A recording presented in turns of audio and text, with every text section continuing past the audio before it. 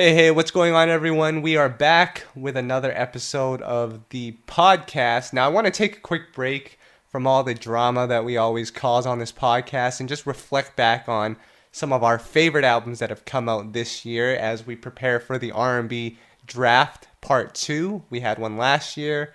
It went well, and we're going to get ready to do that again. But, just as a teaser, I only have Tom and Ed, so if you guys were expecting Case or whoever, sorry, maybe next time. What's going on, guys? I think Brian Angels fans are looking for him because he was the king of the last draft. The thing I remember most about that draft was every time someone was picked, someone in the background would be going, "Ooh!" Oh, that was my favorite part. I love the excitement. Actually, my favorite part about that is when Brian Angel picked Tank with the first pick, and it was just dead silence for 30 seconds. I was like, this is going to be easy. I thought he didn't know the rules. I thought, Kyle, that you didn't explain to him the rules. Right. Well, I did, and he just didn't listen, I guess. So, I want to start off the podcast. I mean, we'll get into the Hall of Fame as well. But I want to quickly ease into this by talking about our favorite albums, of course. So, I mean, there's not going to be any guidelines or filter to this, so I'm just going to quickly start it off. Ed, name one of your favorite albums. Well, I'm going to name not only one of my favorite albums, my all-time favorite album. I have gone on record, if you're a Soul and Stereo fan, you know this album. But when I tell people this, they are pretty shocked to this day because they assume it'll be a Keith album or it'll be a classic Stevie Wonder album or something from Whitney. So really the album to me that stands out is my favorite album. The one album I can listen to from front to back and not skip anything is Kelly Price's debut Soul of a Woman, my all-time favorite R&B album. Woo! Why? Hey, it's like Case is back on the podcast. Tell us. You got to explain to us what makes it so special, though. Oh, of course. I'm here for that. I can tell you my original introduction to Kelly Price. Me and a friend of mine, coincidentally, friend of mine. So a friend that I had, we knew of Kelly Price because she was originally a background singer for Mariah Carey. And we knew of her. We knew she was the big girl that sang with Mariah, and she was cool. And she got on a label with Puffy, and they weren't signed, but she was the voice behind More Money, More Problems, and a bunch of those songs that Puff was putting out around that time, around that 97 era. So we were very familiar with her voice, but we didn't really know what she looked like. So when Friend of Mine came out on the radio, I still remember to this day, there are some songs you remember where you were when you heard the song. And I remember being in my car hearing Friend of Mine. And I almost ran off the road because this woman's vocals were so strong and so powerful and so passionate. I was like, oh my gosh, this lady is singing about some stuff. But it wasn't just screaming, it was clarity in her voice. And I was like, I think this is the lady. I think this is the lady from More Money, More Problems song. So my friend and I were talking, and we were like, all right, we think this is it. So we're going to finally see what she looks like. We didn't really know what she looked like. We just knew she was like this heavyset lady. So the single for Friend of Mine came out. And I remember to this day, some old heads remember this music store called Camelot Musiq. And we went to Camelot, and we went to get the single. The single cover was, and you can look this up on Google and back a brother up, it was like a K, a P, and like a pair of sunglasses. Like she wasn't even on the cover of her own single. And I was like, we'll never see who this lady is. Kelly Price was the original her, is what I'm telling you. Because you never knew what she really looked like. And later on, we found out that she was like, if you go look at the More Money, More Problems video, her head is like in the background. So you can kind of see her, but we didn't know that then. But at the time, we just could not place a face with that voice. And eventually we saw the video and we came out and then we saw, okay, this is Kelly Price. So we were fans from jump. And when this album came out, we were looking forward to it. And for those who might remember, her album dropped, I believe, the same day as Nicole Wray's debut album and Lauryn Hill's Miseducation of Lauryn Hill. 98 was a phenomenal year, if you didn't know. And if they weren't the same day, they were around the same time. Because I remember getting all those albums around the same time.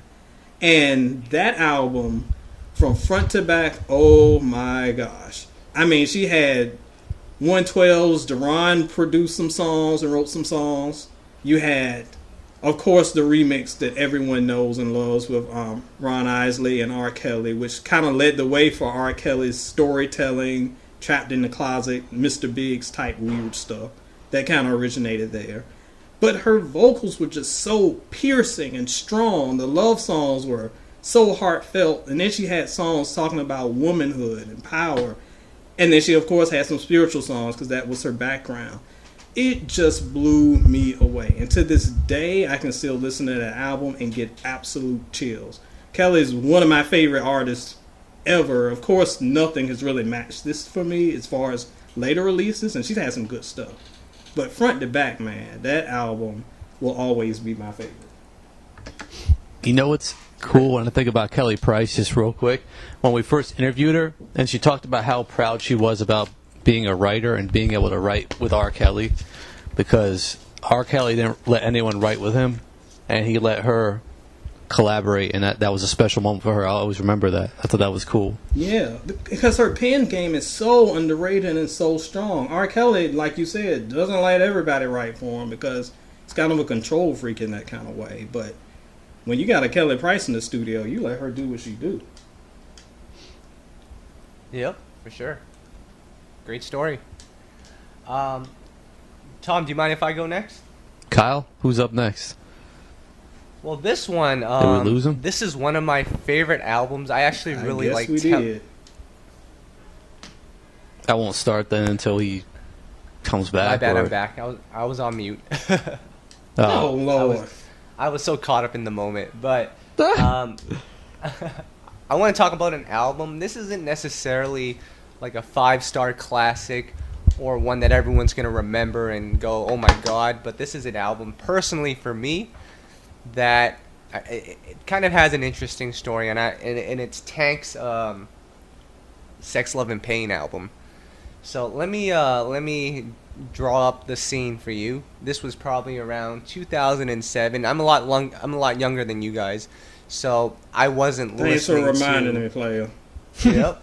So, like, I think previously on other podcasts we've talked about the distinction between, you know, pure R&B and grown R&B versus that pop R&B thing that was going on in the mid 2000s with Usher and Sierra and Mario. So I was more so in that audience because, you know, I was listening to the radio and that was the stuff I was exposed to. So in terms of like the traditional grown R&B stuff, I could take it in doses. Like, I liked Tyrese, I liked Musiq Soulchild, I liked that stuff, but you know, if it had to be a little bit commercial for me to listen to it. And for this Tank album, what really got me interested into it was the fact that it was produced by the Underdogs, which at the time, you know, that's Harvey Mason and Damon Thomas. That at the time, those were some of my favorite producers. And I had remembered Tank from Maybe I Deserve, but that was all I knew him from. So when he came along with Please Don't Go, that was a radio song. So I'm like, okay, cool, this sounds kind of good. And when I went into the album, mind you, Tank's a great singer. The Underdogs are some of my favorite producers. I listened to that album in 2008. I must have been, 2007. I must have been 17 at that time, maybe 16. I listened to that album, top to bottom. I only liked Please Don't Go. I didn't get it. Really? I did not get that album at all. I was like, this is boring. You know, because remember, at that time, I was listening to Chris Brown.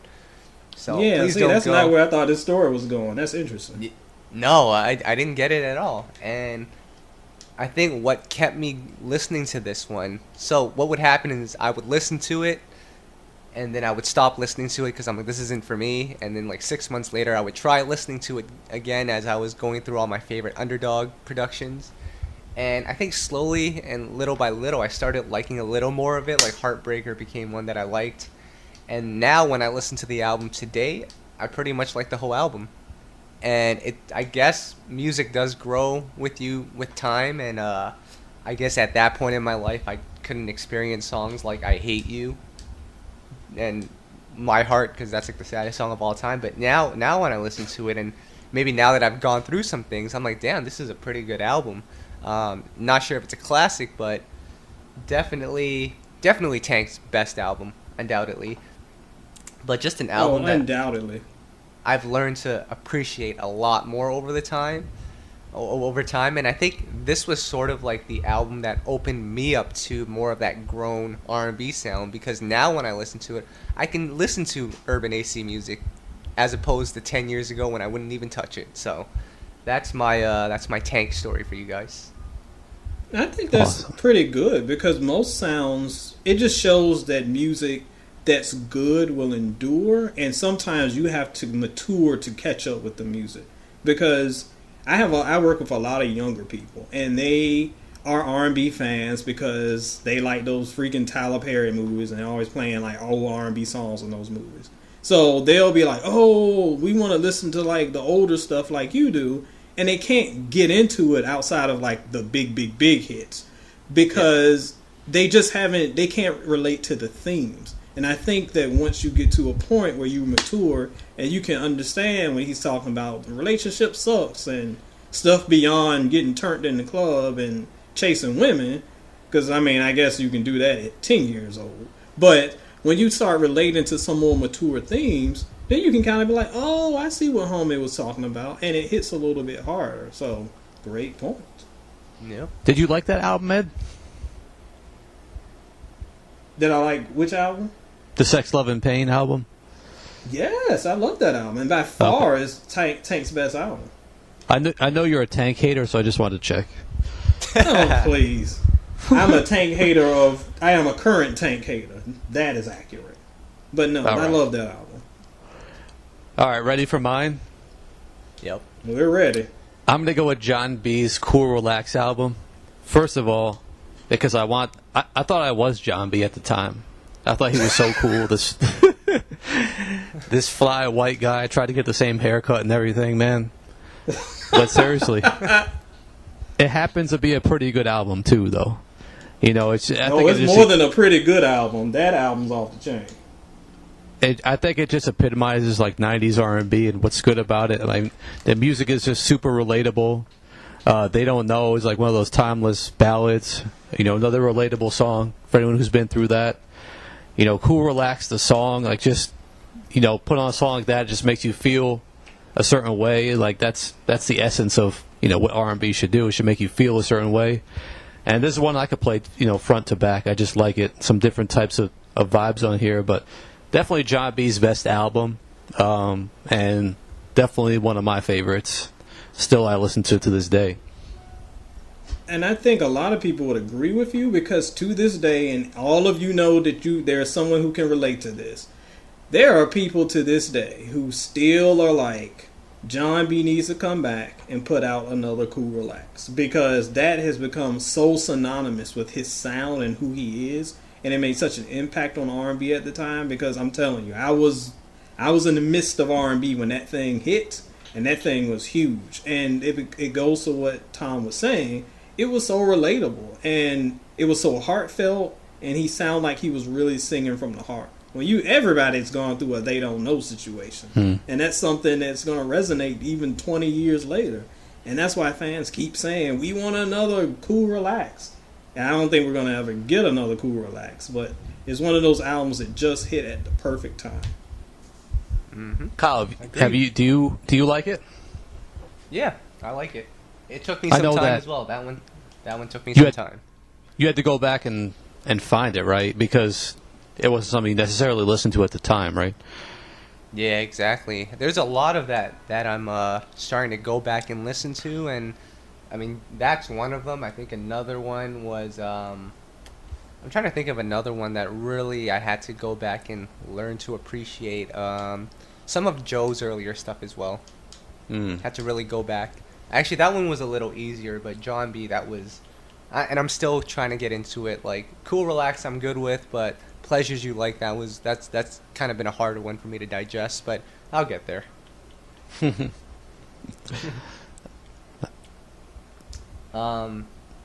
Ed, let's name another album. Let's go 3 each, so this is our second one. Well, I'm not going to go with another of my favorites per se. Well, this is one of my favorites, but I'm going to go with an album that I love that people don't understand why I love this album. Because we all have albums that people are like, why do you love that album so much? It's alright, or it's not good at all, or it's garbage, or whatever. But I have an irrational love, and I don't know why, but I absolutely adore Nicole Wray's debut. I do not know why. Like, I recognize that it's not a 5-star album, but in my ears, it is a 5-star album. It is, I think it's because it dropped the same day as Kelly Price, and it dropped around the time where I think personally I had a lot of big things going on in my life. I had just started college. My parents moved. I remember listening to that album for the first time, driving to my parents' new house because I was in college, so I hadn't gone to the new house yet. And they like move way out into the country, so it takes like 40 minutes to get there. So I listened to this whole album on the drive to the house, and I can just remember just being mesmerized by the album going all the way. It was so upbeat, so fun. I was a huge Missy fan, huge Timbaland fan, of course, as you well know, huge Player fan. All of those were incorporated into the album with Missy's writing.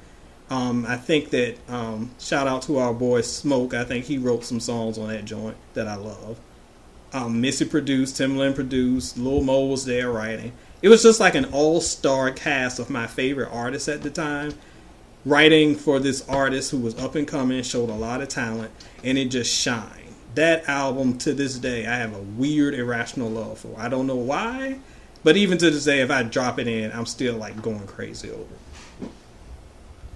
It's a good pick. What are your top 3 favorite songs on the album, if you can think of them off the top of your head? Oh man, I mean, just like the whole album. But of course, Make It Hot, the biggest single from that album. I love Raise Your Frown. That song is the harmonizing on that joint play up. And also, like, I Can't See. I remember the video was so corny. They were like some Alice in Wonderland thing, but it was ridiculous. But again, this is another album where I love every song. I think there's one song that's just okay, but pretty much everything up there rocks. But those are the 3 that I probably play the most. Dope. I want to bring up an album as well.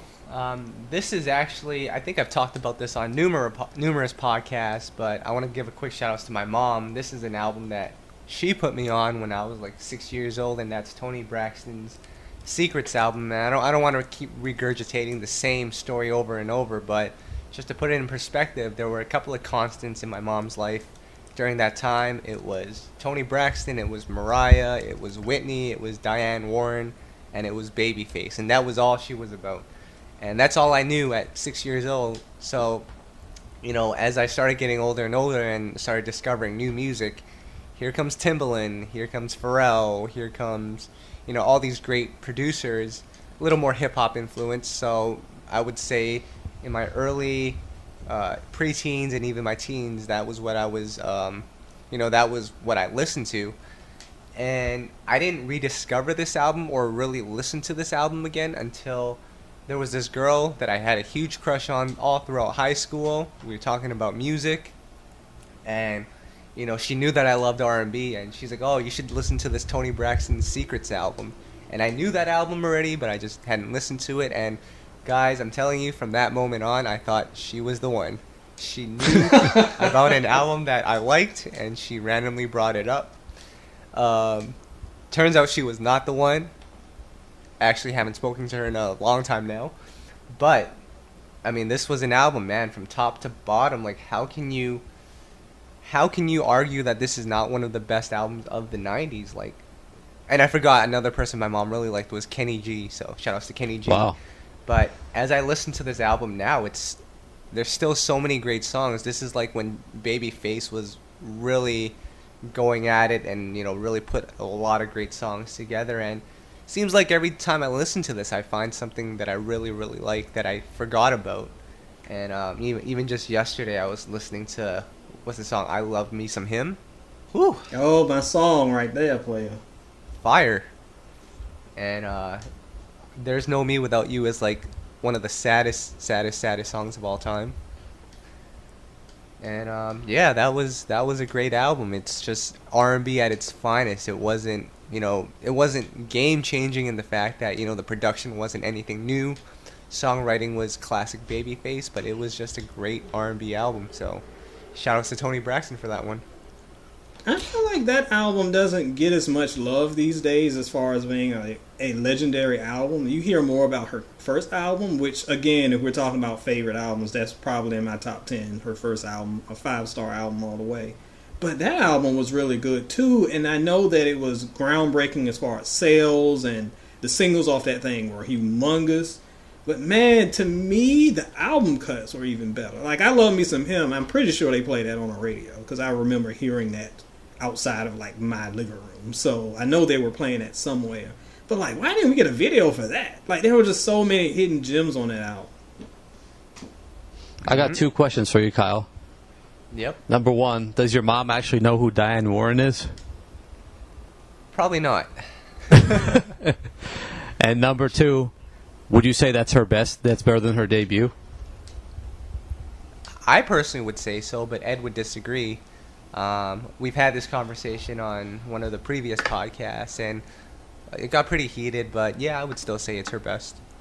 I mean, it's hard to argue. I don't think it's her best. I think it's just slightly, slightly, it's just an eyelash away, just because that first album was just so airtight. It was just no flaws in it.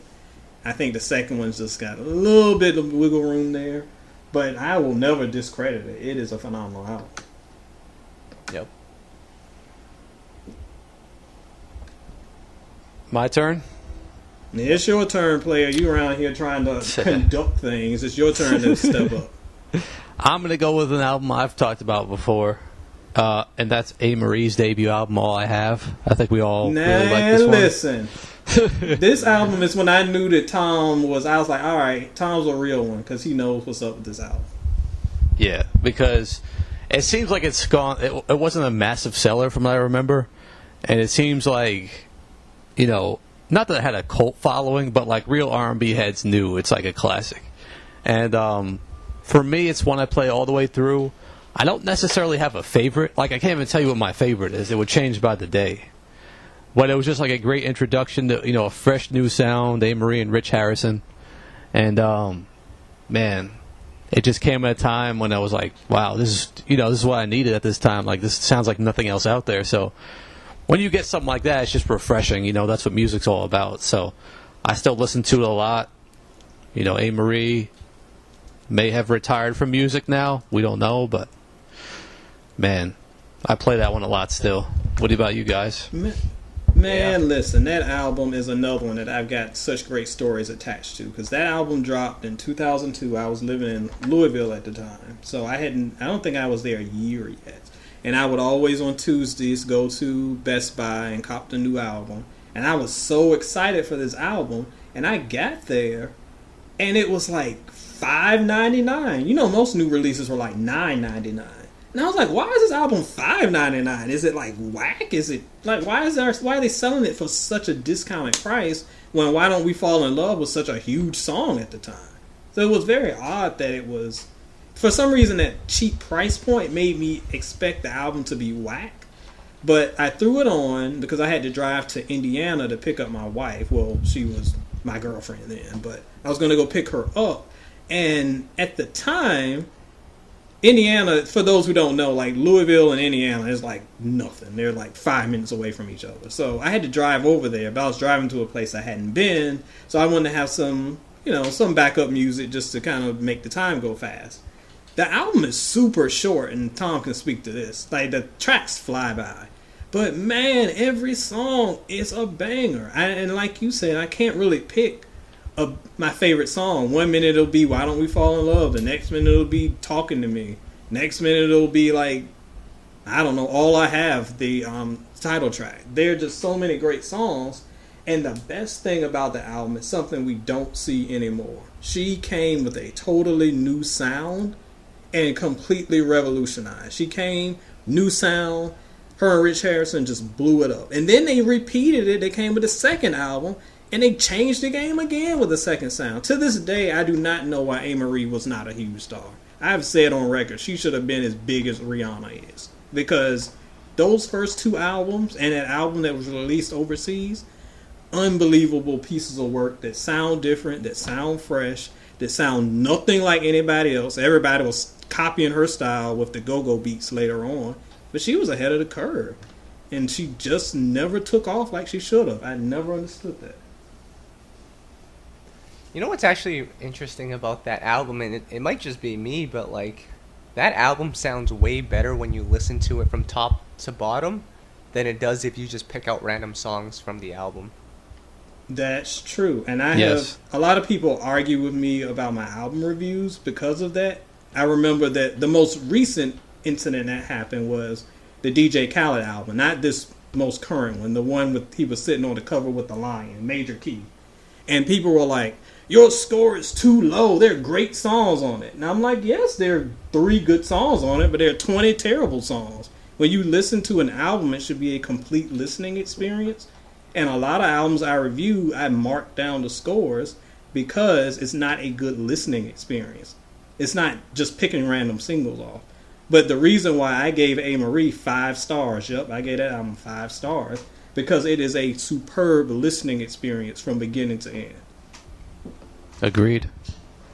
Yep, for sure. But my counterpoint to that is the fact that, like, and it just might be me, but like when you name certain songs from that album, I can't actually hear it in my head. Like, it's like how like some people when they recite the alphabet, they gotta start from A to Z every time. In order to do it, they can't just start from like K or L. That's the same way with this Amerie album. Like if you like a song like Can't Let Go, I can't actually hear that in my head right now. I gotta listen to the album from top to bottom to remember what song that was.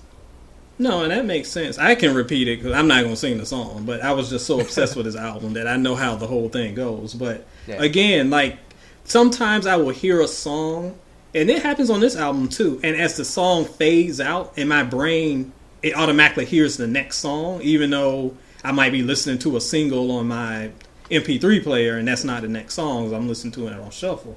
But when I hear some songs, I'm going to expect Why Don't We Fall in Love to fade right into Talking to Me. And again, that's the mark of a great album. That's great album sequencing, and it is a lost art. People just don't know how to do that these days. I agree. Poor Seven, 7th Street, she could have learned something on that one. Poor Seven. Mm-hmm. All right, Ed. Well, player, I've talked about Kelly. I've talked about Nicole. You know I got to bring it back to my boy Keith. Oh. Listen, player, we had to do this. Listen, one of my favorite albums of all time, the 1996 self-titled debut. Oh, not debut, self-titled Keith album. It's not his debut. It's like his 5th album at this point. Now, I've always been a Keith fan, but when people ask me what was the album that made me like a Keith maniac, this was the album. Because I was a fan of his stuff. I love Cut Close. I love Silk. I love all of his stuff that he was doing with the groups. But man, this album. We had the breakout singles, of course, with Twisted and Nobody and those songs and Just a Touch. But it was the album cuts that had a brother coming back. Those slow jams and like the Show Me the Way interlude, those songs were so gripping. And really the only song on the album I don't really like is the last song. It's just alright. It's a little too slow and murky. But the rest of the album, I can't get enough. I remember when I saw Keith live for the first time, he was singing not just his big hits. He was singing random tracks off of this album. I was screaming like a little girl throwing panties on the stage. I was losing my mind. Wow. Wow. So you're telling us you threw your boxers on the stage? I did. I kept my boxes on, player. The drawers didn't leave my behind. But I may have considered it a couple times. Oh, wow. My goodness. I don't have much to say except I'm not a huge Keith Sweat fan. The vocals in your character right there. I'm not saying he's bad. I'm just saying the vocals for me are a little hard to digest. Oh. I'm just letting it slide, play. I'm in a good mood. I'm letting it slide. Oh boy. The boxers are off. He's in a good mood. Oh man. Now I want to choose an album of mine. Now this is actually, I would say this is my favorite album. I don't think it's the best album, but it's definitely my favorite, and that's Ginuwine's sophomore album, 100% Ginuwine. And just to give you guys some backstory on this as well, I remember this was probably around 2000 and I want to say 2003, 2004. I went back because I knew of all the hits. I knew of Pony, I knew So Anxious, I knew all of that stuff. But I actually went back and listened to his first two albums and his third one actually. And I remember listening to The Bachelor, and it was just a bunch of burping sounds all over the album. So I couldn't really get into that one. I'm not gonna lie. And burping sounds. Quite frankly, there's still a lot of that going on in that album. Which, by the way, it's also a very solid album. But I couldn't digest that at that time. But 100%, that album. Not only is it my favorite album, for me, that is the album that I think shaped and changed how I listen to music today. From really? Timbaland's production, because what's interesting about Timbaland's production on that album, of course you had the Godzilla sounds, you had the double stuttering beats, but it was even songs like I'm Crying Out, which had more of like a Latin flavor to it. I think that type of production, it opened up the gates for me to start embracing on more than just, you know, the typical hip-hop and R&B beats that was going on at that time.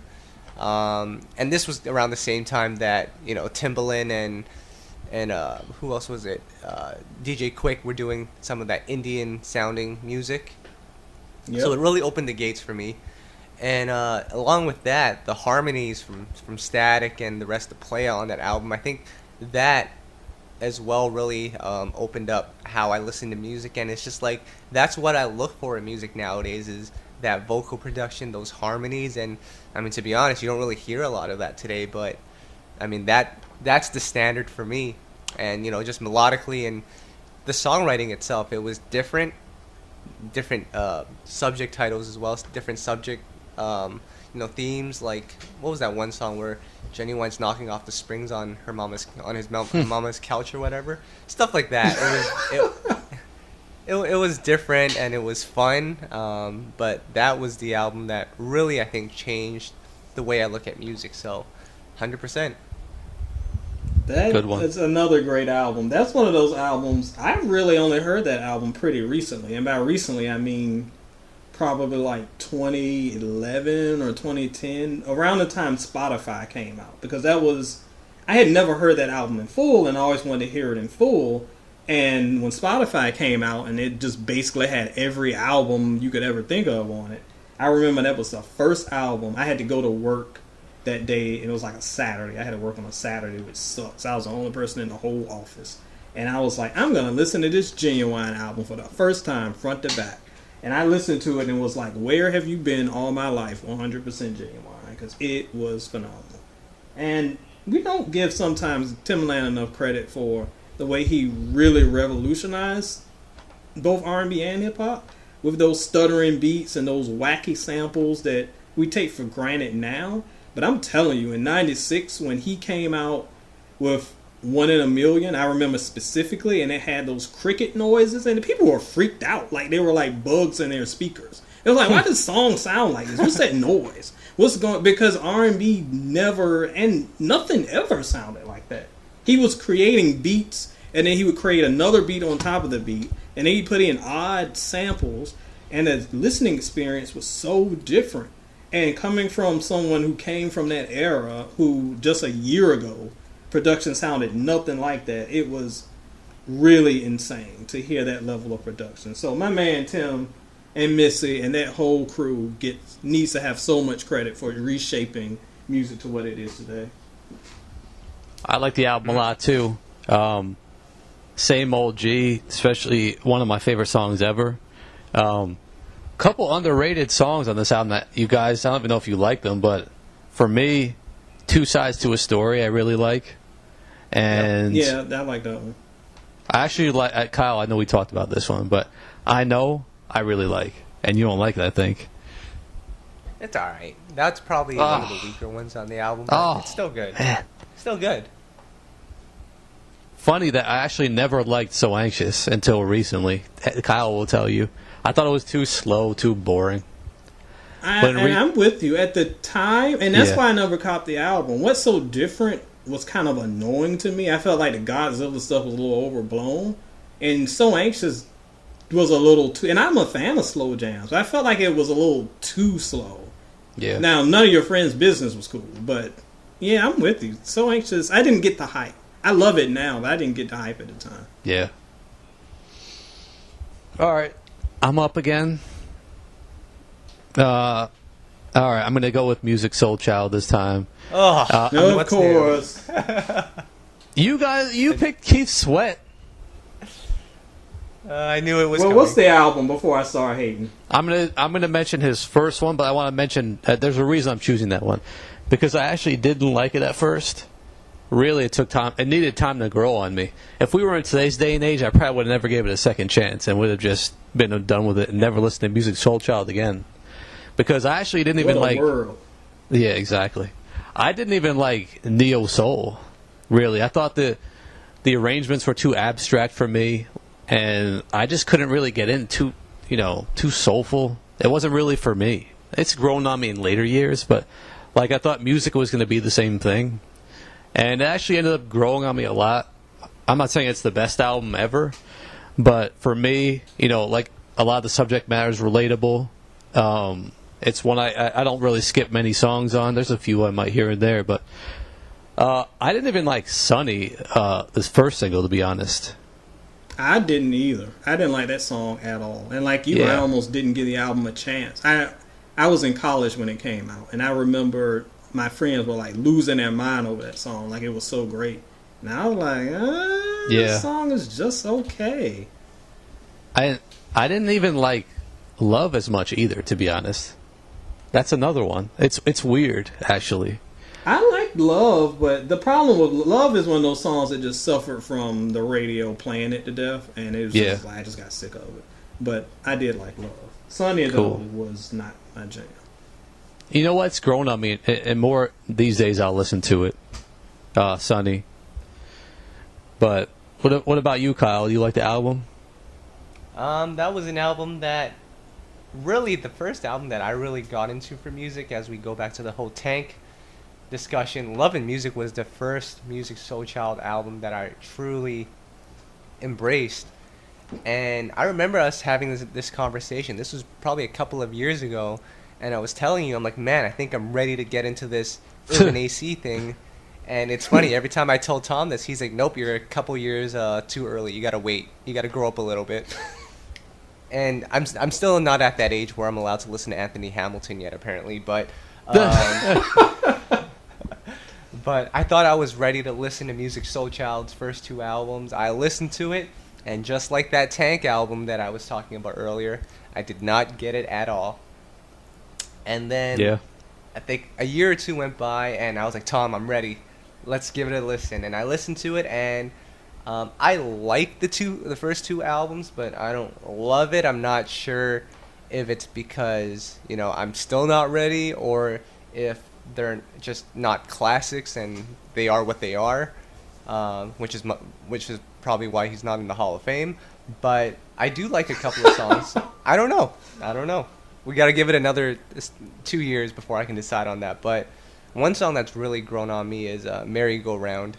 That's a sad song. That's a sad song.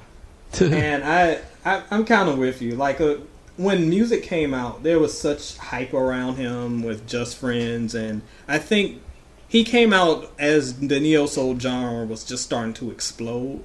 And the good thing about music is that while I know that Tom isn't a big fan of the neo soul genre, I do understand why he likes music, because he's a good bridge between kind of like the previous R&B generation and that neo soul sound, because he's not completely neo soul, but he has elements of both, and it makes it a little easier listening than like D'Angelo's Voodoo or something that's just like so heavy that you might not be able to get into it. And as much as I love to give Tom crap about Musiq, his first album is by far his best. I'd still hesitate to call it a classic, but I love the album. And the album you mentioned, Kyle, Loving Music, I feel like that's his most underrated album by far. And of all the newer Musiq albums, that's the one that I play the most. Isn't it interesting, too, that, like what Kyle was saying, like me, I was able to get into Anthony Hamilton, who I consider, like, you need to have a conditioned ear and, like, a grown ear to appreciate as someone in their early 20s. Like Charlene, I was bumping, I was like 20, 21. But Kyle's still in his mid-20s to late 20s. He's not conditioned to that. So I just found that interesting. I think it's just because of background. Because, well, although Kyle, thanks his mom put him on to good stuff from the beginning, he said in his own words that, like, the stuff that he kind of came up on was Chris Brown and Ashanti and that type of sound. And that's a stark contrast from the Charlene sound. So while he was exposed to it, those other sounds is what made him a music fan, well, a R&B fan. And that's what has kind of stuck with him. And that's why I think a lot of younger fans, and really older fans too, struggle with newer music. Because if you became a fan of R&B in 1995, you are not going to hear anything that sounds like that in the current landscape. And that doesn't mean that everything sucks. I get annoyed when people are like, everything sucks. No, it doesn't. It's just not the sound that you can relate to. And I'll admit, there are lots of current sounds that I'll recognize as okay, but it's just not for me. Because that's not what made me a fan. So we always want to go back to the sound that made us a fan. And in Kyle's case, it was Ashanti. In Tom's case, it was kind of the Jon B sound. For me, it was Keith. So we all have those preferences, and sometimes we can deviate. But sometimes it's hard when you're moving that far away from the sound you love the most. Hey, Ed, I do like other artists like Brandy and Usher and Ginuwine. Why do you got to keep throwing Ashanti into it? I can see what you're doing here. Oh, I mean, I'm doing it because you can see it, because you love that Chapter 2 album. That's what I was waiting for you to pick, so I can destroy it. Woo! The worst top 5 albums I have spent money on. That one, 50 Cent's second album, 808s and Heartbreaks. Those were probably the 3 worst albums I've actually bought. Hey, Ashanti looked good on the album cover. Oh, Lord, she did. She looked good riding that elephant on the All Baby song. But once that song stopped spinning, you went for a long night. Oh. Oh, man. What was 50 Cent's second album? The Candy Shop album. Well, I don't know if the Candy Shop joint. I don't know if that's officially his second album, but that was the second album after his big run. The one after Get Rich. But yeah, that Massacre album was horrendous. Is that the album that had Ski Mask Way on it? Yes, that's the one good song off that album. I love that song. That's a good song. Wow. All right, we ready to get into this Hall of Fame thing? It's about that time. So, last week we talked about Donell Jones and our boy Robert Kelly. Robert Kelly, as much of a travesty as it was, he managed to get into the Hall of Fame. I'm still disappointed in you guys. Says the man who has Chapter 2 on repeat, but proceed. Donell Jones, we love him, but he couldn't get in. Now we have two new artists, or not two new artists, 2 new nominations that we want to put into it. And this one is an old school one, guys. This comes from one of our fans. They wanted us to nominate Johnny Gill. Who doesn't know Johnny Gill? My. Stop. New edition, solo career, LSG, still doing it today. He has a song with Jaheim on Urban AC that's blowing up. And he's done so well on this new album. I mean, Johnny Gill, man, and no pun intended, but still winning. And he's a game changer. Johnny Gill, is he in the Hall of Fame? Oh my gosh, this is a very difficult one because this is tough because you're looking at two different careers. Do we weigh in his work with New Edition? If you weigh his work with New Edition solely, because New Edition, in my opinion, should be a whole different nomination. And to me, that's kind of a no-brainer. But that's for another debate. Johnny Gill as a solo artist for his era, and to me, still one of the greatest voices in R&B history. I was just telling a friend of mine that I feel like his performance on Can You Stand the Rain is probably top 3 vocal performances I've ever heard in my life. Vocally, he is a mastermind. When it comes to his 90s singles, amazing. LSG, y'all know how I am there. I'm not even going to give you that because you know what I'm going to give you with the LSG. But the thing that I hesitate is that his single run was so limited. And you don't think of it being limited because he was always present. He was always, first he was in New Edition. And I know he had a career before New Edition, so Stans, don't come yelling at me. Yes, I know about the States of Ladisol stuff. Chill out. But we're talking about the New Edition stuff. Then he had a huge solo career. Then back to New Edition. Then LSG. But then when he tried to do the solo stuff again, it kind of fell off because he had been so synonymous with the group outside of that era in the early 90s where he was really dominating the game, that it really makes his later solo work look really uneven. So as a solo artist, it's really hard to say. I'm gonna go with... I'm gonna give him a very, very, very hesitant yes.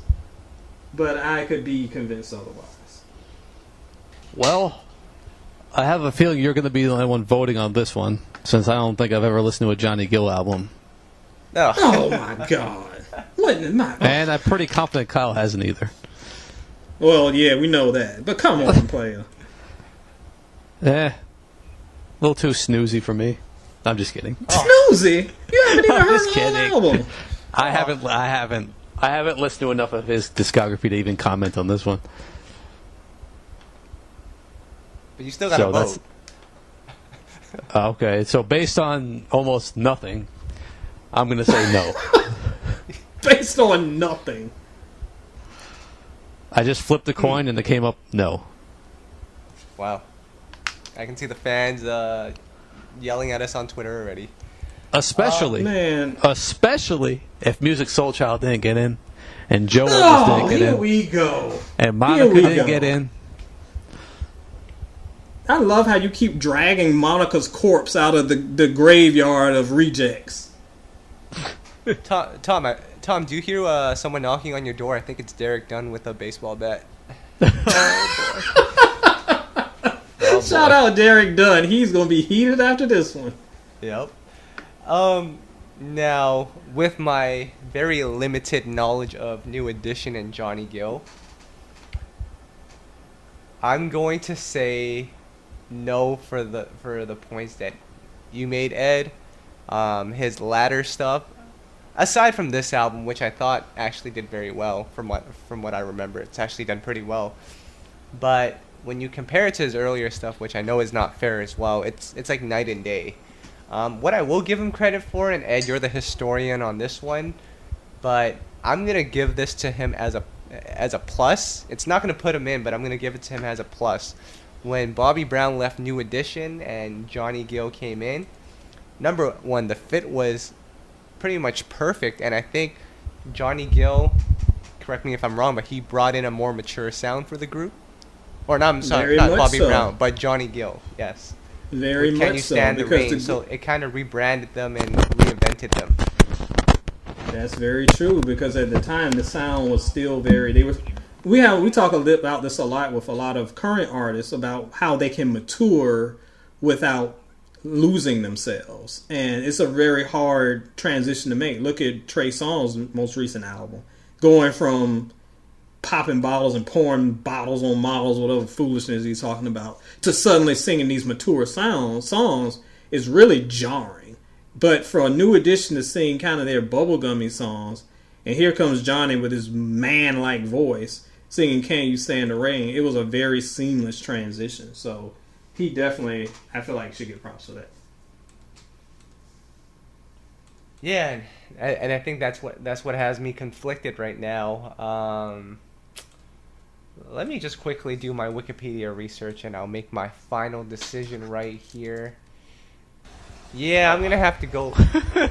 I'm gonna have to go with no, man. I mean, LS. Yeah, I'm gonna have to go with no. The impact of his solo career, I don't think it's there. Unfortunately. No, I agree with you, and that's one thing that takes away from now. Early in the early '90s, when My was killing it, it was there. But his solo, if we're judging this just by solo, that's really where he has the deficit. So, but it's hard to judge him solo when he's just been tied to so many groups for so long. It's a really tough one to weigh. Yep. I will say, though, he is like a vocal beast. He's one of the best vocalists from the 90s. Of all time, player. Yep, of all time.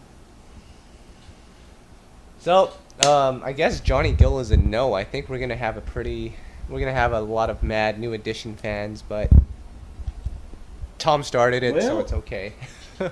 It's nice that somebody's mad at y'all and not me for once, so we good.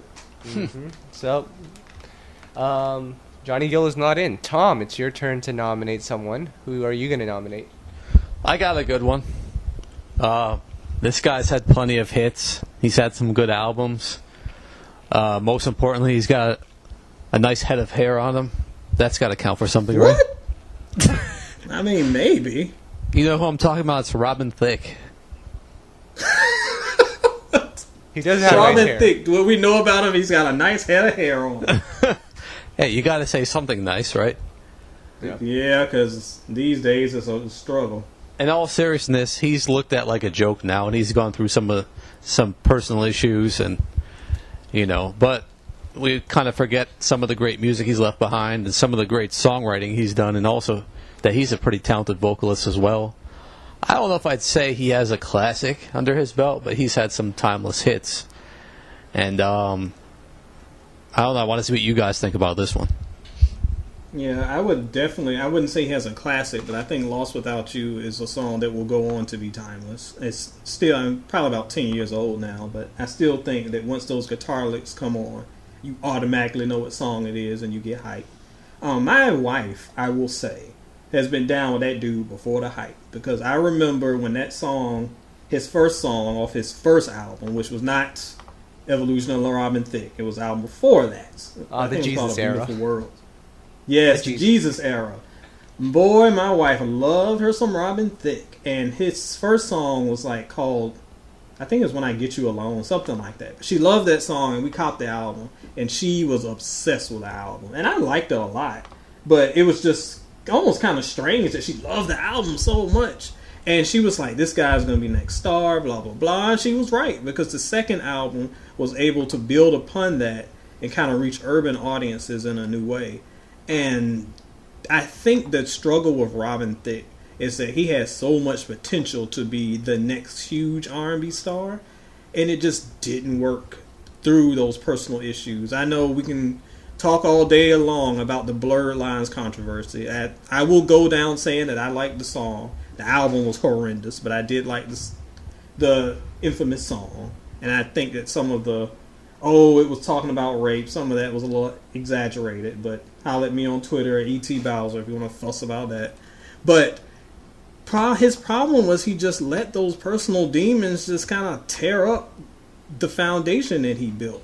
Whether it was the lawsuit or chasing behind Paula, and then unfortunately he lost his father and other personal issues, he just really lost his way. And even though he's given us kind of good songs here and there, he hasn't been able to follow up on the momentum he had way back in 2006. So I'm a fan, but by no means should he be in the Hall of Fame. At least not yet.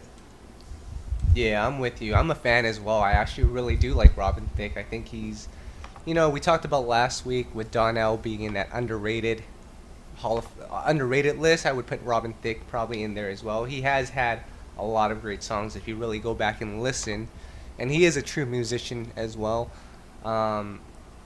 The one thing that kind of surprised me about him, and I don't know him personally, but I used to think that Robin Thicke was in that Joe category in terms of him being just that nice guy. And then once the paparazzi turned on him and started exposing everything that he did, I'm like, maybe Robin Thicke's not such a nice guy. And that kind of disappointed me. I'm going to say no for the Hall of Fame, but I want to ask you guys, do you think Blurred Lines is going to go down as a classic? Or was that a song for the moment? Because that actually is like the highest selling song of all time. Yeah, I think it's going to be one of those songs of...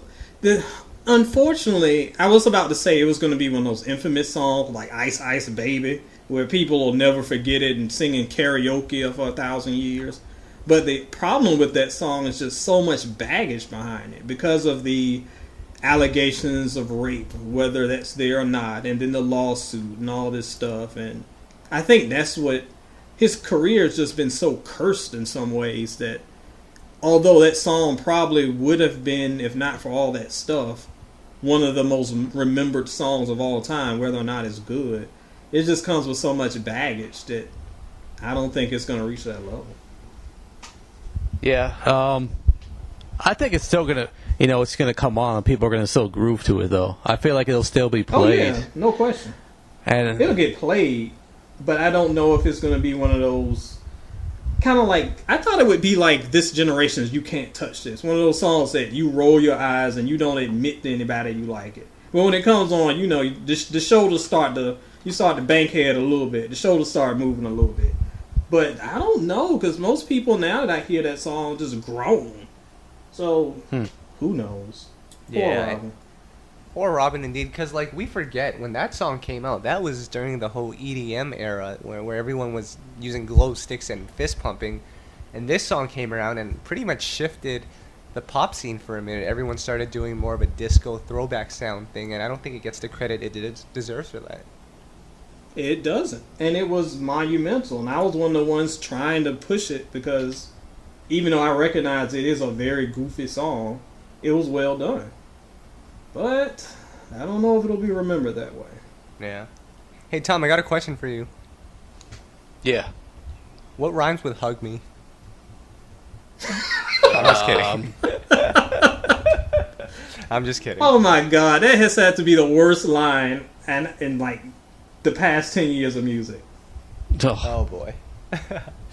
But no, Robin Thicke is not in the R&B Hall of Fame, but he does have some great songs. Morning Sun was one of our favorites of...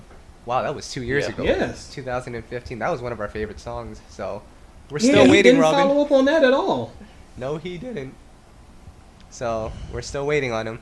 But he's not in our Hall of Fame, so we're going to have to move on. I mean, I think that's pretty much it for this week's podcast. I mean, it was a little different than some of our previous ones, but we really wanted to take a step back and talk about some of our favorite R&B albums. And to be honest, there's just not much going on in R&B these days, so we got to dig into the crates and talk about some of our favorites, right? Well, I think a lot of fans, and you guys know this too, a lot of times we'll just get random messages about, hey, what's your favorite? Especially with me, because I spend so much time yelling about stuff. I'm like, player, what do you like, actually, since you hate everything? So it's good to talk about some of our favorites. And maybe one day, I've been meaning to do this forever on Soul and Stereo, but maybe I will compile that list of albums that I consider 5-star classics, since people are mad because I never give anything 5 stars. Tell your artists to make better albums and I give them more stars.